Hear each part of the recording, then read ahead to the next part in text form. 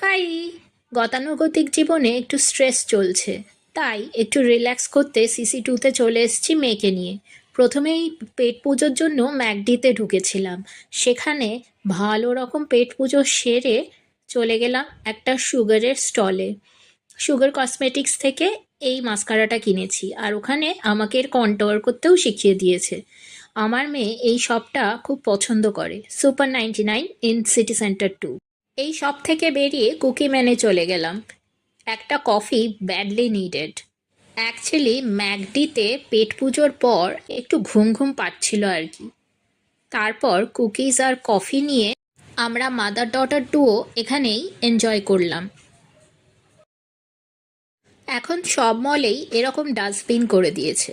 শুধু মল কেন, সব জায়গায় করা উচিত।